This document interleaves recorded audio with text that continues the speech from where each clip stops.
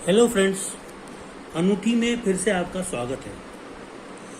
हम आजकल देख रहे हैं अनूठी एस्ट्रोलॉजी के वीडियोस में कि अलग अलग ग्रहों के आपके ऊपर अगर गलत असर पड़ रहा है तो उसका आप क्या उपाय वैदिक ज्योतिष के मुताबिक कर सकते हैं। आज इसी कड़ी में हम बात करेंगे मंगल के बारे में। मंगल जो है वो साहस का, जमीन का, प्रॉपर्टी का, आपके जो करेज होता है उसका, जो आप में शौर्य होता है उसका प्रतीक है। मंगल ग्रहों का सेनापति माना जाता है। लेकिन मंगल की एक खास बात है, मंगल बहुत उग्र स्वभाव का ग्रह है और उसके कारण लोगों का गुस्सा भी बहुत बढ़ता है। तो अगर मंगल आपके कुंडली में नीच का है या आपकी कुंडली में गलत खराब स्थिति में बैठा है या वो बहुत कमज़ोर है तो उससे आपको नुकसान हो सकता है। मंगल के कारण आपके चोरियां, एक्सीडेंट, सर्जरी, ब्लड से संबंधित प्रॉब्लम्स, बीपी, ये सारे मंगल के कारण हो सकती हैं। दुश्मन मंगल के कारण खड़े हो सकते हैं या मंगल के कारण ही दब भी सकते हैं। तो आइए हम जानते हैं कि मंगल के क्या उपाय हैं वैदिक ज्योतिष के मुताबिक, जिससे आप मंगल को शांत कर सकते हैं या प्रसन्न कर सकते हैं।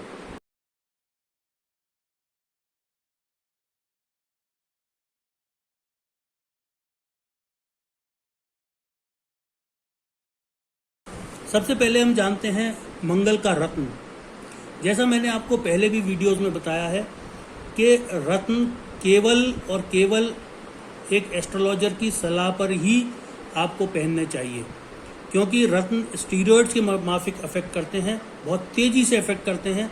और अगर आपने सही रत्न को गलत समय पर या गलत रत्न को सही समय पर पहन लिया है या गलत तरीके से पहन लिया है या जिसकी ज़रूरत नहीं है उस रत्न को आपने पहन लिया है तो आपको बहुत नुकसान भी हो सकता है।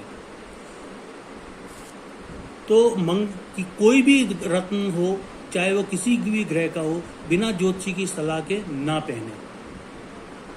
मंगल के लिए जो रत्न है वो है मूंगा, और मूंगे को या तो सोमवार को या बृहस्पतिवार को शुक्ल पक्ष में खरीदना चाहिए। मूंगा भी दो तरीके का आता है, एक ऑरेंज कलर का मूंगा जिसको लाल मूंगा कहते हैं और एक सफ़ेद मूंगा।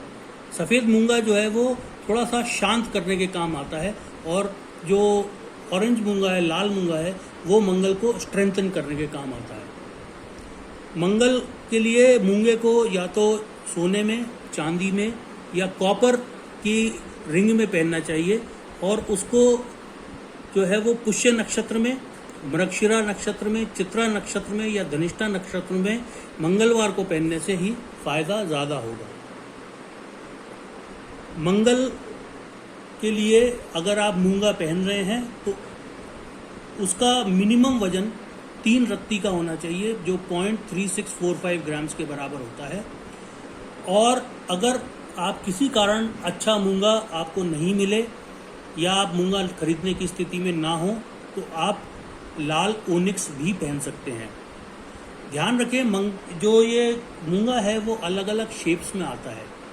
जो अंडाकार किस्म का मूंगा होता है वो पर्सनैलिटी के लिए, आपके जॉब प्रोफेशन के लिए या संपत्ति के लिए पहना जाता है। जो त्रिकोण वाला मूंगा है वो मैरिज के लिए पहना जाता है और जो चौकोर मूंगा है वो पर्सनैलिटी के लिए पहना जाता है। रत्न पहनने के लिए आपको उसको मंगलवार को सूर्य उदय के समय पहनना चाहिए और उसकी एक खास विधि होती है पहनने की, जो आपको एक एस्ट्रोलॉजर बता देंगे, तो वो आपको जानना चाहिए पहनने से पहले। अब देखते हैं मंगल का जाप। देखिए, अगर मंगल नीच का है तो वो आपको बहुत नुकसान कर सकता है, और ख़ास तौर पे अगर वो छठे, 8वें या 12वें घर में बैठा हो तो आपको बहुत नुकसान भी कर सकता है। लेकिन ये आपको ज्योतिषी ही देखकर बता सकते हैं कि वो आपको किस स्थिति में आपका मंगल है और वो आपको फ़ायदा करेगा या नुकसान करेगा। तो जाप जो है वो मंगलवार को शुक्ल पक्ष में शुरू करना चाहिए। आपको उत्तर की ओर या पूर्व की ओर मुंह करके बैठना चाहिए मंगल के लिए 40,000 जाप होते हैं, जिसके अंत में 108 नाम की मंगल की एक माला की जाती है और उसके बाद मंगल के मंत्रों से 4000 मंत्रों का एक हवन किया जाता है और आखिर में एक मंगल कवच किया जाता है।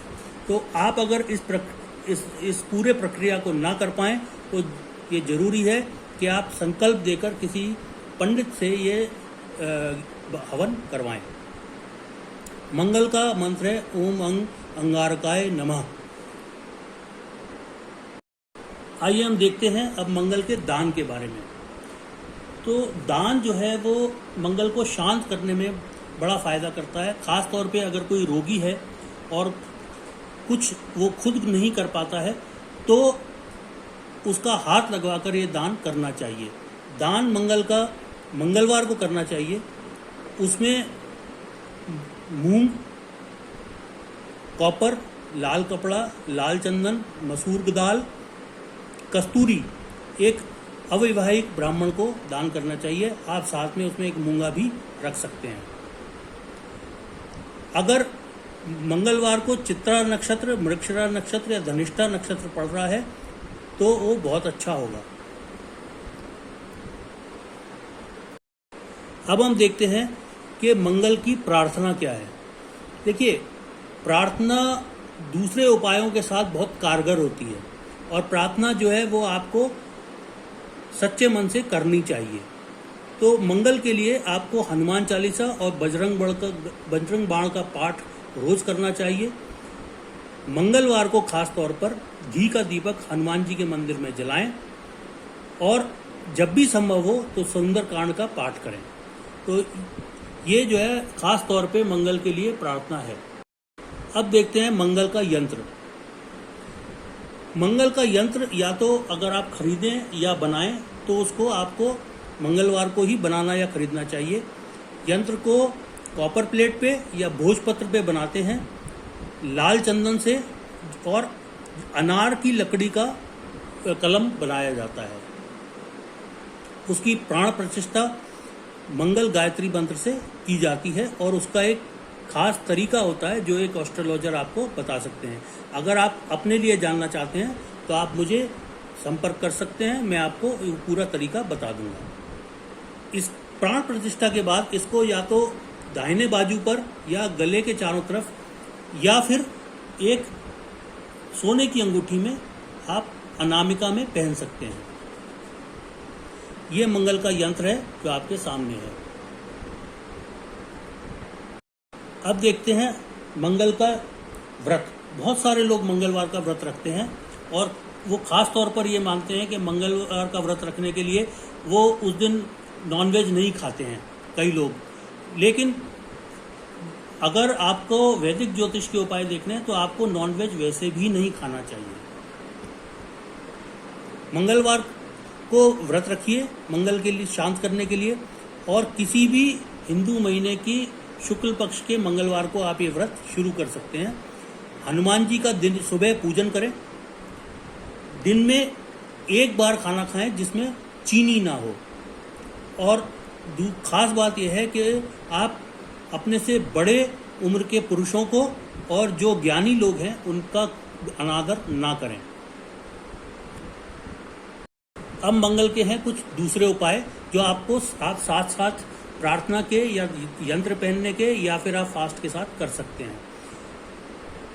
शहद, लाल सिंदूर और लाल मसूर बहते पानी में बहाएं जब भी संभव हो। लाल कपड़ा या लाल रुमाल अपने साथ रखें। सौंफ, अनीसे अपने बेडरूम में एक लाल कपड़े में बांध कर रखें। और हनुमान जी के मंदिर में जितना बार हो सके, जब भी हो सके तो जरूर दर्शन करें।